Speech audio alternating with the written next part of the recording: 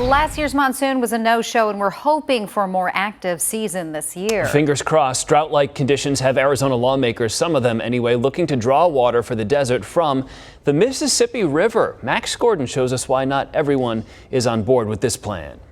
Some may call it a pipe dream. This kind of project would be looking, 20 years down the road. But the Arizona legislature wants the federal government to study plans for a pipeline that would take water out of the Mississippi River near Davenport, Iowa. A pipeline that follows the interstate across the United States and would be pumped up into the Green River, which would flow into the Colorado River system, ultimately into Lake Mead. Neither the cost of the pipeline or the cost of studying the idea is known, but those who support the measure say it would be beneficial for both ends of the pipeline, since the Mississippi is known to flood. Stop the flooding on the East Coast, put that water in a pipeline and deliver it to the West Coast where we have a drought. But some environmental groups like the Sierra Club say this is a bad plan. What would be the potential environmental impacts if this were to be built? You would have environmental impacts on the Mississippi side. That's because the flooding in the Delta is part of the area's ecosystem and also fertilizes the land along the river. And then on our end, whenever you introduce a different type of water, you have all kinds of potential for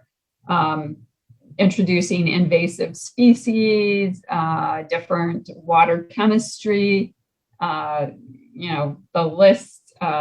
the list goes on. Instead, environmentalists say we should conserve the water we already have. And we need to think about what is sustainable in the Sonoran Desert, what kind of growth and development, what kind of agriculture. And while the Arizona legislature supports the idea with a concurrent memorial, it's unclear if it'll get any traction in Washington.